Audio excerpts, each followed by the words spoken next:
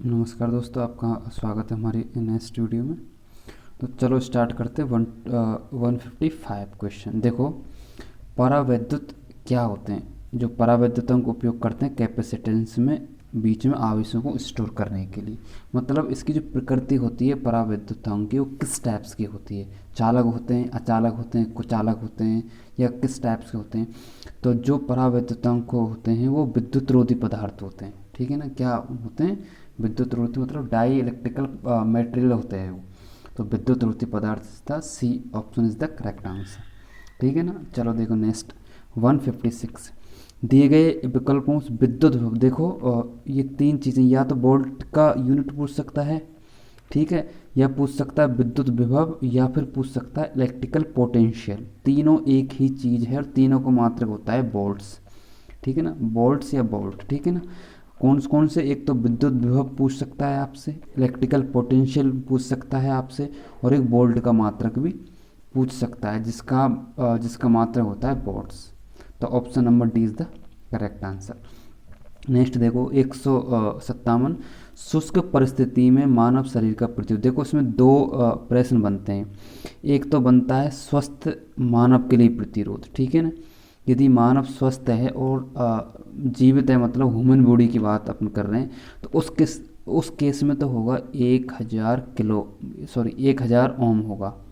1000 ohms का प्रतिरोध होगा। ठीक है ना? लेकिन शुष्क का मतलब सूखा हुआ, मतलब बिल्कुल व्यक्ति जो मानव है वो बिल्कुल ख़त्म है। उस स्थिति में उसका जो प्रतिरोध होगा वो लगभग 1 लाख के ऊपर होगा। इकाई, दहाई, सैकड़ा, हज़ार, 10,000, लाख, एक। मतलब उसका जो ओम होगा वो 1 लाख ओम से भी ज़्यादा हो सकता है। किस किस स्थिति में? जब जो वो परिस्थिति हैं उसकी, जो मानव की परिस्थिति है, वो शुष्क परिस्थिति की बात कर रहे हैं।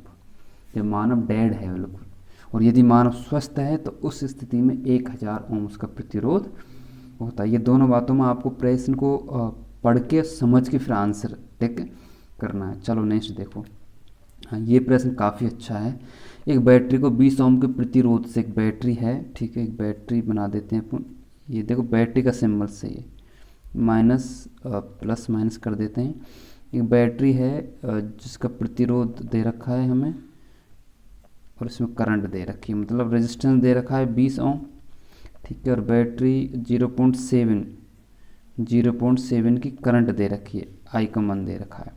तो पूछ रहा है बैटरी का विद्युत वाहक बल क्या होगा। देखो वही ओम का नियम, बी बराबर आई आर लगा दो। बी बराबर आई आर लगा देंगे, अपने पास डेटा सारे हैं। अब वोल्टेज का मान पूछ रहा है, करंट अपने पास ओम प्रतिरोध 20 ओम है, और एम्पीयर कितना है 0.75। इसको सॉल्व कर देते हैं। 25 25 चौका 100, और 4 पंजे 20, 5 3 15, तो 5 गुना हो जाएगा 3 बराबर 15 volt. 15 volt is the correct answer हो जाएगा। तो option number B is the correct answer हो जाएगा अपन किसका, 158 का। ठीक है ना? चलो नेक्स्ट देखो 159। किरचॉफ का कौन सा नियम नोड या जंक्शन। देखो किरचॉफ का फर्स्ट नियम नोड और जंक्शन के लिए उत्तरदायी होता है, जो होता है KCL, मतलब किरचॉफ करंट लॉ। तो option number A is the correct answer हो जाएगा। ठीक है ना?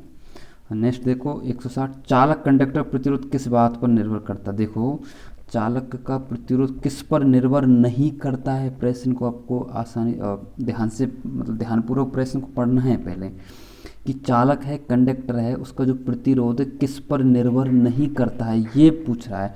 तो प्रतिरोध होता है R बराबर ρL/E। ठीक है ना? तो ये लंबाई पर निर्भर करता है, बिल्कुल सामग्री की प्रकृति पर निर्भर करता है, लंबाई पर निर्भर करता है, उसके तापमान पर भी, देखो प्रतिरोध तापमान पर भी निर्भर करता है। ठीक है ना? लेकिन विद्युत भाग बल मतलब EMF पर डिपेंड नहीं करता है। ठीक है? EMF मतलब है जो वोल्टेज समझ लो, जब force requirement and motion of electron, EMF कहते हैं इसको, जिसको कहते हैं विद्युत वाहक बल। तो जो चालक तार का प्रतिरोध है, जो चालक तार का प्रतिरोध है, कभी भी EMF मतलब विद्युत वाहक पर डिपेंड नहीं करता। तो option C is the correct answer हो जाएगा अपना। नेक्स्ट देखो 12 वोल्ट से 3 माइक्रो एम्पीयर में धारा को सीमित करने के लिए कितने प्रतिरोध की आवश्यकता है। ये भी आपको ओम का नियम लगाना है बिल्कुल। तो वोल्टेज है 12 वोल्ट, ठीक है नहीं, और आपकी जो करंट है उसका मान दे रखा है 3.6 माइक्रो एम्पियर दे रखा है। ओके, तो प्रतिरोध का मान पूछ रहा, तो V बराबर आई आर कर देते हैं, मान निकालना है आर का, रेजिस्टेंस का मान निकालना है, तो बी बटे आई हो जाएगा। चलो ठीक है, देखो आर बराबर बी बटे आई, तो वोल्टेज कितना है 12 वोल्ट, ठीक है, करंट कितना है 3.6 गुना माइक्रो दे रखा, तो 10 की पावर -3 हो जाएगा, ठीक है ना। 12 ये 10 की पावर 3 ऊपर जाएगी तो गुना हो जाएगी 10 की पावर प्लस में हो जाएगी 3/3.6 है। एक पॉइंट इधर से हटाएंगे तो ये बाहर और 10 ये गुना हो जाएगा, तो अपने पास आया 12 गुना 1, ये हो गई घात 10 की घात 4 हो गई, 4/36। तो भाग दे लो अपन, इसको पूरे को अपन सॉल्व कर लेते हैं। 12 1 2 3 4/36, देखो 12 एकम 12, 12 में 12 3 36, मतलब 1 0 0 0 और ये आया 3, 1 2 3 4 0 आ जाएंगे। इसको जब सॉल्व करेंगे अपन तो 3.3 के आंसर आ जाएगा, अपन को इज द करेक्ट आंसर आ जाएगा। कुछ नहीं किया अपन ने, केवल ओम के नियम को प्रयोग इसमें किया है, कुछ नहीं किया है। बी बराबर आई आर से अपने फॉर्मूला रख दिया है, बाकी ये मैथ की कैलकुलेशन है जो आप आसानी से कर सकते हो। के का मतलब मैंने आपको पहले बता दिया है, के का मतलब होता है 1000, ठीक है ना। तो यहाँ डायरेक्ट इसने 3.3 के कर दिया है, के का मतलब क्या है 1000, और हम उसको कैसे भी अपन डिफाइन कर सकते हैं, ठीक है ना। तो option number A is the correct answer हो जाएगा। नेक्स्ट देखो 162, विद्युत ऊर्जा की वाणिज्य इकाई। देखो विद्युत ऊर्जा की वाणिज्य इकाई का मतलब है हमारी जिसमें अपन का बिल आता है किस यूनिट में आता है। देखो बिल हमेशा अपन का आता है यूनिट में आता है, ठीक है ना। तो यूनिट को हम कहते हैं KWH, ठीक है ना, किलोवाट आवर्स। तो KWH is the correct answer हो जाएगा, B is the correct answer हो जाएगा। देखो इसको मैं एक वीडियो और अलग से बनाऊंगा जिसमें सारे फॉर्मूले, केवल फॉर्मूले दिखाऊंगा आपको, जो जितने भी बेसिक इलेक्ट्रिकल के फॉर्मूले हैं जो काम आते हैं, तो वो सारे उसी वीडियो में, मुझे लगता है यहाँ उसका जिक्र करना सही नहीं है क्योंकि उसके लिए मैं एक अलग से ही वीडियो बना दूंगा आपके लिए। तो ये इज़ द अपन तो फिलहाल तो ऑब्जेक्टिव टेस्ट कर रहे हैं, तो 162 में objective test B is the correct answer हो जाएगा, KWH, ठीक है ना। इसको हम एक यूनिट के नाम से भी जानते हैं, ठीक है। चलो नेक्स्ट देखो 163, देखो 4 पिकोफैरेड, देखो पिकोफैरेड 4 पिकोफैरेड के 2 संदर्भ श्रेणी क्रम में, ठीक है, जोड़ देते हैं। ये 1 ये रीना 2 ये रीना, ठीक है नहीं, जुड़ रहे हैं, कोई और जुड़ रहे हैं। ये कितना है 4 पिकोफैरेड है और ये भी 4 पिकोफैरेड। पिको का मतलब होता है 10 की पावर -12 फैरेड, ठीक है ना। पिको का मतलब ये कई बार पूछ लेता है, पिको का मतलब होता है 10 की पावर -12 फैरेड, ठीक है ना। तो कोई बात नहीं, ये तो हमने काफ़ी कर लिए क्वेश्चन। तो 1/c बराबर हो जाएगा 1/4 प्लस के 1/4, 4 लघुत्तम आ जाएगा, 4 लघुत्तम आएगा तो 1 to 1, तो ये हो गया 4/2 आ जाएगा, 4/2 आ जाएगा, मतलब 2 answer is the correct answer आ जाएगा। तो C is the correct answer हो जाएगा। ये इस प्रकार के प्रश्न तो अपन पहले भी काफ़ी कर चुके हैं, तो इसमें तो आप गलती करना ही नहीं है बिल्कुल, ठीक है ना। चलो नेक्स्ट क्वेश्चन देखते हैं। देखो फैन रेगुलेटर में किस प्रकार, देखो फैन की गति को कंट्रोल करने के लिए रेगुलेटर का प्रयोग किया जाता है, ठीक है ना। फैन की गति को कंट्रोल करने के लिए फैन रेगुलेटर का प्रयोग किया जाता है। तो फैन रेगुलेटर में किस प्रकार के प्रतिरोधक का उपयोग करते हैं, तो eureka is the correct answer हो जाएगा। अब यूरेका का अपन प्रयोग क्यों करते हैं, ज़्यादातर हम यूरेका या फिर मैग्नीन का प्रयोग किया जाता है, क्योंकि ये जो यूरेका मैग्नीन है ये टेम्परेचर पे कम से कम डिपेंड करते हैं, ये टेम्परेचर पे कम से कम डिपेंड करते हैं, इसलिए हम इसको यूरेका या फिर मैग्नीन का प्रयोग किया जाता फैन रेगुलेटर के लिए, फैन रेगुलेटर का उपयोग किया जाता। नेक्स्ट देखो विद्युत प्रवाह की वह मात्रा कितनी है जो दर्दनाक विद्युत के झटके दे सकती है। मतलब विद्युत की देखो 9 माइक्रो एम्पियर तक तो कोई प्रॉब्लम नहीं, 9 माइक्रो एम्पियर की धारा को यदि अपने शरीर में से गुजारा जाए तो कोई प्रॉब्लम नहीं होगी, लेकिन 9 माइक्रो एम्पियर से यदि ज़्यादा की धारा है तो हमको एक तरह से खतरनाक हो सकती है। तो धारा की मात्रा जितनी ज़्यादा होगी उतनी खतरनाक होगी, तो C is the correct answer हो जाएगा इसमें, ठीक है ना। तो 50 माइक्रो एम्पियर की जो विद्युत धारा वो हमको दर्दनाक झटके दे सकती है। नेक्स्ट देखो दिए गए विकल्पों से किरचॉफ का नियम फर्स्ट सेकंड नियम। अब देखो एक नोड देखो, इसमें ऑप्शन नंबर सी हो जाएगा। मैंने पहले ही बता दिया, एक नोड पर आने वाली धाराओं का योग जाने वाली धाराओं के योग के बराबर होता है, तो C is the correct answer हो जाएगा। और ये किरचॉफ का कौन सा नियम है? ये भैया जी किरचॉफ का प्रथम नियम है, जिसको अपन KCL के नाम से भी जाते हैं, किरचॉफ करंट नियम लो, ठीक है ना। नेक्स्ट देखो, ये प्रश्न काफ़ी अच्छा है, आसान है, लेकिन इसको थोड़ा कैलकुलेट मतलब बड़ा कर दिया है, लैंग्वेज को बढ़ा के। देखो, एक वोल्टेज सोर्स 20 ओम, मतलब 20 ओम का रेजिस्टेंस है, 20 ओम का रेजिस्टेंस है, जिसमें इसका वोल्टेज है कितना, इस वोल्टमीटर दे रहा है 40 वोल्ट, ठीक है ना। नेक्स्ट देखो, नेक्स्ट है ये 30 ओम का है, 30 ओम का है, ये 20 ओम होगा, इसमें जो ओम उसका मान है वोल्टेज का वो है 60 वोल्ट, ठीक है ना। नेक्स्ट है 90 ओम का है, ये 90 ओम का है, जो इसके जो वोल्टेज आ रहे हैं इसके में 180 वोल्टेज आ रहे हैं, ठीक है ना।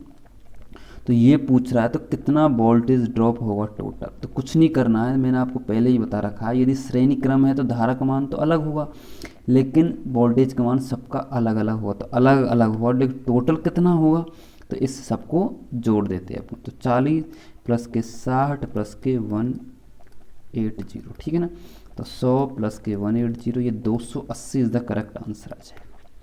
तो A option is the correct answer है, क्योंकि इसमें धारा का मान तो बराबर हुआ, लेकिन वोल्टेज ये अलग अलग होंगे बिल्कुल, इसमें 40 वोल्ट है, इसमें 60 वोल्ट है, और उसमें 180 वोल्ट, जो कुल वोल्टेज ड्रॉप होगा वो इन सबके योग के बराबर होगा। तो option number A is the correct answer, 280 volt, ठीक है ना। नेक्स्ट देखो, ये भी अपन श्रेणी समांतर काफ़ी कर चुके हैं, तो श्रेणी समांतर वाला फॉर्मूला है, तो इसमें D option is the correct answer आ जाएगा। देखो फॉर्मूला क्या है, 1/r बराबर 1/r1 प्लस के 1/r2 प्लस के 1/r3 है। तो इसको सॉल्व करेंगे तो नीचे आपको ये r1 गुना r2 प्लस r3 आ जाएगा, ऊपर आ जाएगा r1 प्लस r2 प्लस के r3 हो जाएगा। ये 1/r का मान जस्ट इसको रिवर्स करेंगे तो D option is the correct answer निकल के आ जाएगा, ठीक है ना। तो ये इसमें कोई दिक्कत नहीं होनी चाहिए। देखो एक BOT, पहले तो BOT का फुल फॉर्म आप समझ लो, ठीक है। BOT का मतलब है इसका पहले पूरा मतलब फुल फॉर्म कई बार पूछ लेता है, इसका मतलब है बोर्ड ऑफ ट्रेड यूनिट। क्या है भैया जी, बोर्ड ऑफ ट्रेड यूनिट, और इसका मान होता है 1000 वाट, 1000 वाट। देखो कई बार 1000 वाट भी पूछ लेता है, वाट का मतलब है यदि इसको हम जूल में चेंज करते हैं उस स्थिति में आता है इसका 36 गुना 10 की पावर 5 जूल आंसर। तो कई बार वाट में, यदि इसको वाट में पूछता है तो जब तक तो कहेंगे अपन 1000 वाट घंटे, और यदि इसको जूल में पूछता है जो, तो फिर कहेंगे 36 गुना 10 की पावर जूल। ये मैं सारी चीज़ें एक अलग से वीडियो में यूनिट वाले में या फिर फॉर्मूले वाले में अलग से मैं डिफाइन कर दूंगा आपको, ठीक है ना। तो आपको कोई इतनी दिक्कत होने वाली बात नहीं है। तो जो पढ़ाया जा रहा है उसको थोड़ा अच्छे से पढ़ा करो, ठीक है ना, बस, और कोई दिक्कत नहीं, बाकी मैं सारा कवर कर लूँगा। नेक्स्ट देखो 170, कौन सा शब्द विद्युत रोधी की, देखो विद्युत रोधी पदार्थ हैं उनकी शक्ति को ब्रेक डाउन वोल्टेज के द्वारा बताया जाता है, ठीक है ना। कितने वोल्टेज पे वो चीज़ ब्रेक डाउन हो रही है, टूट रही है वो। तो विद्युत रोधी पदार्थों को जैसे अपने उस पर लगाते हैं, आइसोलेटर लगाते हैं, तो वो आइसोलेटर कितने वोल्टेज ब्रेक हो रहा है, तो उसकी कंडीशन को बताने के लिए ब्रेक डाउन वोल्टेज का प्रयोग किया जाता है। Option number B is the correct answer. Next देखो, सामान्य उम्र स्वस्थ वाले शरीर का, मैंने आपको पहले ही बता दिया कि सामान्य उम्र और स्वस्थ वाले शरीर का 1000 किलो ओम प्रतिरोध होता है, मतलब 1 किलो ओम का प्रतिरोध होता है, मतलब कितना होता है, 1000 ओम होता है।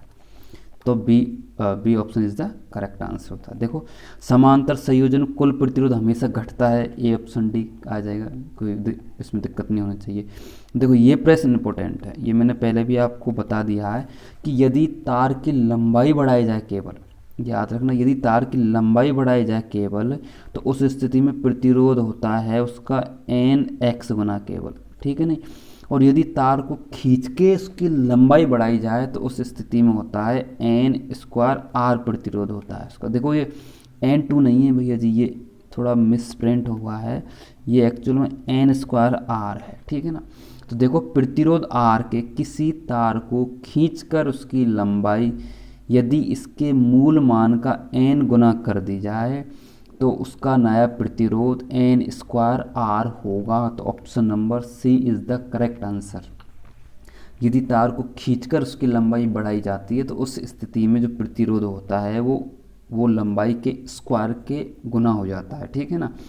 और यदि हम तार के नॉर्मली बढ़ाते हैं तो उसमें केवल एन और गुना आर होगा, ठीक है ना। तो option number C is the correct answer. इस प्रश्न को भी सावधानी पूर्वक पढ़ना है, उसके बाद अपन को रिएक्ट करना है।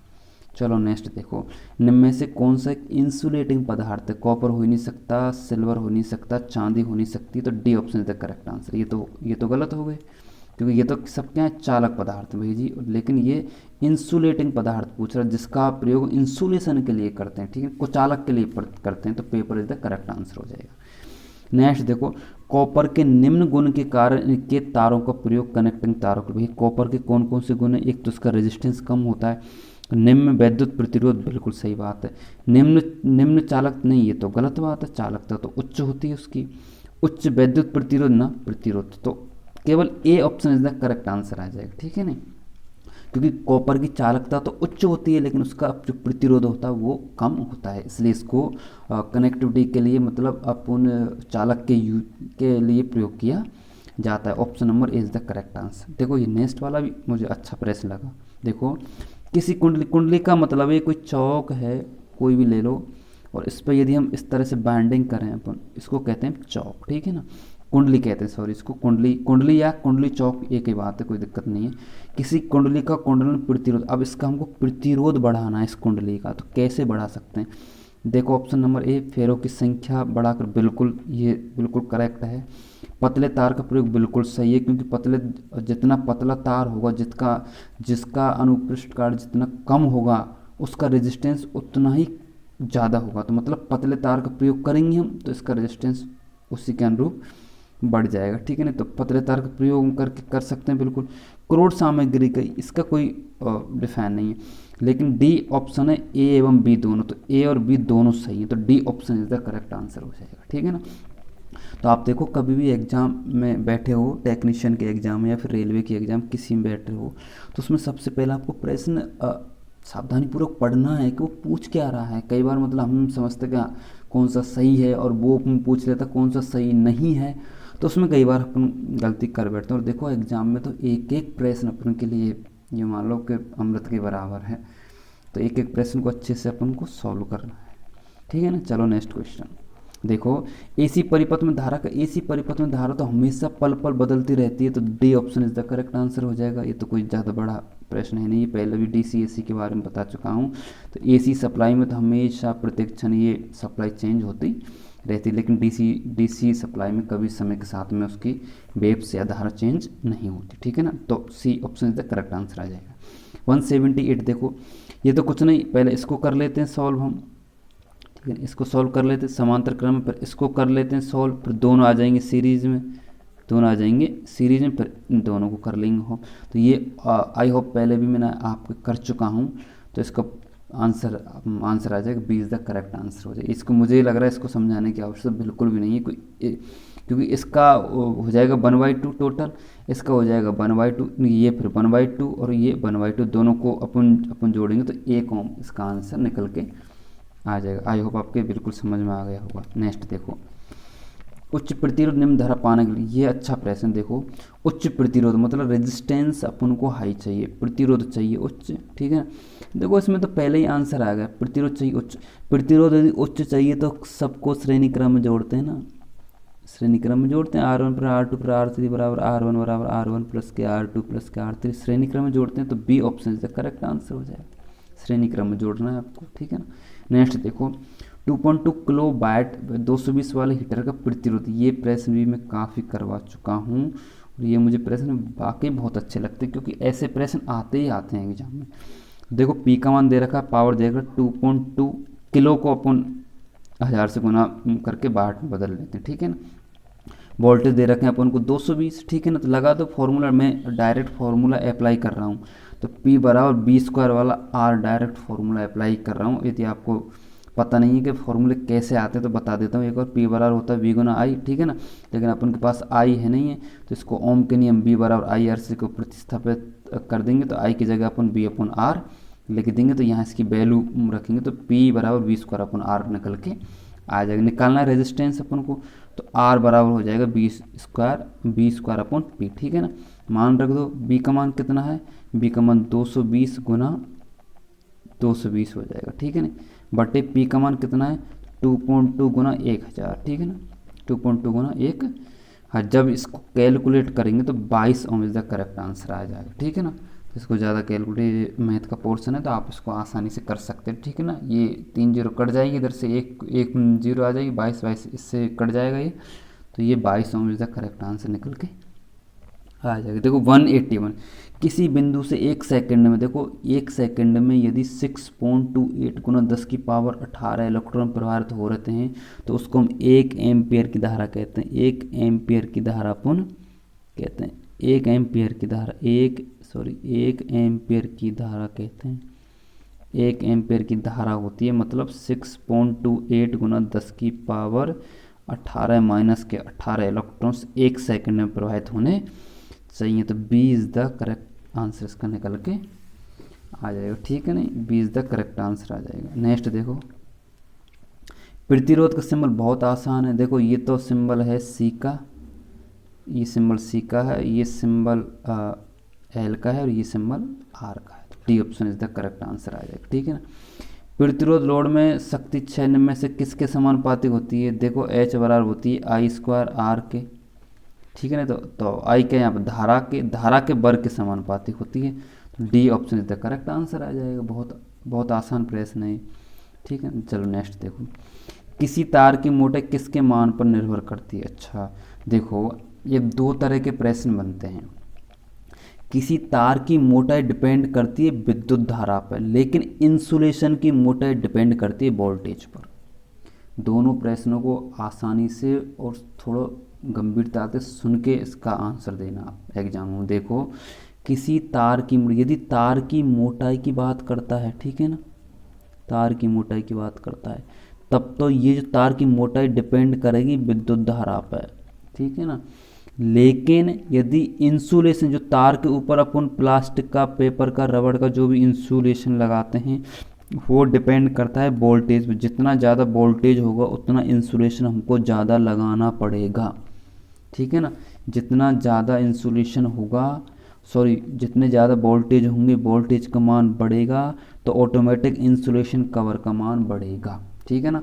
तो जो इंसुलेशन है वो तो डिपेंड करता है वोल्टेज पे, तो जो तार की मोटाई है डिपेंड करती है विद्युत धारा पर, ठीक है ना। चलो नेक्स्ट देखो, यदि किसी विद्युत, ये बहुत इंपॉर्टेंट है इस सीरीज का, तो मुझे लग रहा है सबसे इंपॉर्टेंट प्रश्न यही है। किसी विद्युत वैद्युत प्रतिरोध की लंबाई को दुगुना कर दिया जाए तो इसकी प्रतिरोधक, देखो प्रतिरोधकता पूछ रहा, नहीं कि प्रतिरोध, पहला पॉइंट था ये, ठीक है ना। प्रतिरोधकता पूछ रहा मतलब इसको कहते हैं विशिष्ट प्रतिरोध पूछ रहा है। क्या पूछ रहा है भैया जी? विशिष्ट प्रतिरोध की बात कर रहा है, ठीक है ना। किसकी बात कर रहा है? विशिष्ट प्रतिरोध की बात कर रहा है। पर इसका क्या प्रभाव होगा यदि प्रतिरोध, देखो जो विशिष्ट प्रतिरोध है आपको फॉर्मूले में लगेगा आर बराबर रो एल अपॉन ए। आपको लगेगा कि ये लंबाई पर डिपेंड करता है, अनुप्रस्थ काट पे और प्रतिरोध पर डिपेंड करता है, लेकिन विशिष्ट प्रतिरोध किसी पर भी डिपेंड नहीं करता, केवल पदार्थ पर डिपेंड करता है, किस पदार्थ का मटेरियल यूज ले रहे हैं, ठीक है ना। अब इसका प्रतिरोध आप दुगना करो तिगुना करो, इसका विशिष्ट प्रतिरोध पे कोई प्रभाव नहीं पड़ने वाला, तो option number D is the correct answer हो जाएगा। जो उसकी प्रतिरोधकता है वो अपरिवर्तित रहेगी, प्रतिरोधकता नहीं बदलेगा, मतलब उसका विशिष्ट प्रतिरोध का मान बढ़ाने पर बिल्कुल नहीं बदलेगा, डिपेंड ही नहीं करता है, ठीक है ना। तो इस सीरीज का सबसे इम्पोर्टेंट प्रश्न यही है, याद रखना, प्रतिरोधकता केवल पदार्थ पर डिपेंड करती है और किसी भी लंबाई पे, प्रतिरोध पे, उसके अनुप्रस्थ काट क्षेत्र पर किसी पे भी डिपेंड नहीं करती, केवल उसके पदार्थ पर डिपेंड करती है। तो प्रश्न में क्या है कि इसकी लंबाई को दुगुना कर दिया गया है, तो उस स्थिति में प्रतिरोधकता मतलब विशिष्ट प्रतिरोध कितना होगा? तो जो पहले से था विशिष्ट प्रतिरोध वही रहेगा, मतलब अपरिवर्तित रहेगा। तो D option is the correct answer हो जाएगा। नेक्स्ट देखो, इलेक्ट्रिकल प्रेशर मतलब विद्युत दबाव किसके समान होता है? तो विद्युत धारा के समान होता है, ठीक है ना। इलेक्ट्रिकल प्रेशर होता है वो विद्युत धारा के समान होता है। निम्नलिखित में तो वेक्टर राशि, देखो वेक्टर विद्युत धारा हो सकते, विद्युत क्षेत्र की तीव्रता इज द करेक्ट आंसर। देखो वेक्टर का मतलब है जिसको डायरेक्शन की आवश्यकता होती है, जिसको दिशा की आवश्यकता होती है, जिस राशि को लिखने के लिए दिशा की आवश्यकता होती है उसको हम वेक्टर राशि कहते हैं। तो विद्युत आवेश में आवश्यकता नहीं होती, विद्युत विभव में आवश्यकता नहीं, लेकिन विद्युत क्षेत्र की तीव्रता के लिए आवश्यकता होती है कि विद्युत क्षेत्र की तीव्रता कौन सी डायरेक्शन में, नॉर्थ में है, साउथ में है, प्लस है, नेगेटिव है, तो उसको हम विद्युत क्षेत्र की तीव्रता को दिखाने के लिए हम वेक्टर का प्रयोग करते हैं। ये एक सदिश राशि है, कौन, विद्युत क्षेत्र की तीव्रता। नेक्स्ट देखो 189, यदि पृथ्वी का व्यास 6400 किलोमीटर है तो पृथ्वी की धारिता, मैंने आपको एक फॉर्मूला बताया था, C बराबर 4πε0ε r, और इसमें जब मान रखेंगे तो 711 माइक्रोफेरड निकल के आ जाएगी पृथ्वी की धारिता। तो ये हम पहले भी बात कर चुके हैं, और मुझे लग रहा था ये पहली सीरीज का शायद सेकंड क्वेश्चन था, सेकंड या थर्ड क्वेश्चन था, ठीक है ना। तो यदि पृथ्वी की अपन कैलकुलेशन करके धारिता का मान अपन निकालेंगे तब तो आ जाएगा 711 माइक्रोफेरड, लेकिन वास्तव में पृथ्वी की धारिता अनंत, अब अपन अनंत मान के चलते हैं, तो अपन के क्वेश्चन के अनुसार करेंगे। 189 का C मतलब 711 microfarad is the correct answer हो जाएगा। चलो नेक्स्ट देखो लास्ट है, इस सीरीज का लास्ट क्वेश्चन है। देखो क्या है कि एक कैपेसिटर 5 वोल्टेज का, तो कैपेसिटर का वोल्टेज कितना है, 5 वोल्टेज, ठीक है भैया जी। 0.12 कुलाम आ रहा है, तो कुलाम आवेश का मात्रक है, तो क्यू लिख सकते हैं इसको 0.12 कुलाम, ठीक है ना, 0.12 कुलाम चार्ज करता है, ठीक है ना। अब क्या कह रहा था, इसकी धारिता देखो, अपन धारिता निकाले तो क्यू समानुपाती होता बी, इस समानुपाती को हटाएंगे तो क्यू बराबर आता है सी बी, ठीक है ना, क्यू बराबर आता है सी बी, तो क्यू बराबर आता है सी बी, तो क्यू की जगह रख दो मान, अपन को मान निकालना है, सी का निकालना है, तो सी बराबर हो जाएगा क्यू बटे बी, मान रख दो, तो क्यू का मान 0.12 हो जाएगा और ये हो जाएगा 5, ठीक है ना। तो जैसे इसको करेंगे सॉल्व, ये इसके तो बी, और इसके B option is the correct answer इसका आ जाएगा, मतलब 0.024 फेरड्स का आंसर निकल के आ जाएगा। ये तो मैथ का कैलकुलेशन है, तो आप इसमें मैथ का कैलकुलेशन कर सकते हो, तो कोई दिक्कत नहीं। देखो ये सारे क्वेश्चन जो बेसिक इलेक्ट्रिकल के लगभग 190 प्रश्न मैंने करवा दिए, ठीक है ना। तो पहला आपको बेसिक पढ़ना है, बेसिक पढ़ने के बाद में ही इन प्रश्नों को अटेंड करना है। वैसे यदि आपका बेसिक क्लियर है तो आप इन प्रश्नों को अटेंड कर सकते, कोई दिक्कत नहीं है, ठीक है ना। लेकिन देखो जो सारे आपके कंसेप्ट हैं वो कंसेप्ट क्लियर इन्हीं से होने हैं, बेसिक प्रश्नों से आप, ठीक है ना। तो बेसिक प्रश्न जितने कर सकते हो, जितना रिपीट कर सकते हो, जितने ऑब्जेक्टिव प्रश्न आप निकालोगे उतना ही आपका बेस मजबूत होगा और आपको आइडिया भी लगेगा कि एग्जाम में कैसे कैसे प्रश्न आ सकते हैं। अब ये सारे प्रश्न ऐसे हैं जो कहीं ना कहीं आए, चाहे वो लोको पायलट में आए हैं, या चाहे वो एसएससी के एग्ज़ाम में आए, चाहे वो टेक्नीशियन के एग्ज़ाम में आए, चाहे वो रेलवे में आए हैं, तो ये अपने के लिए बहुत बेनिफिट्स रहेगा। और देखो अब अभी टेक्निकल की बहुत जगह आना बाकी है।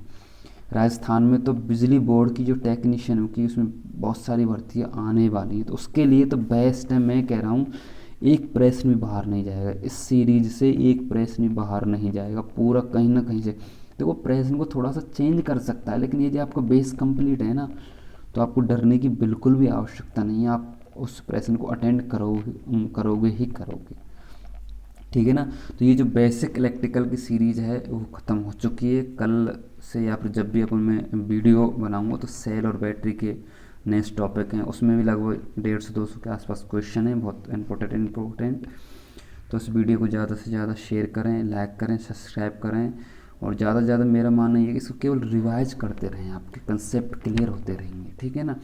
और इस जो बेसिक इलेक्ट्रिकल है, जो विद्युत का मूल है, इसमें जितने भी फॉर्मूले आए हैं, जितने भी यूनिट्स आए हैं, तो उनके लिए मैं एक अलग सेपरेट से वीडियो बनाऊंगा, ताकि बच्चों की और ये जो डाउट्स हैं थोड़े क्लियर हो जाएं कि मतलब 1 किलो आवर क्या होता है, 1 हॉर्स पावर क्या है, जितने भी ये सारे कंसेप्ट हैं उनके क्लियर हो जाएं। तो आज के लिए इतना ही, चलो ठीक है, धन्यवाद, बाय बाय।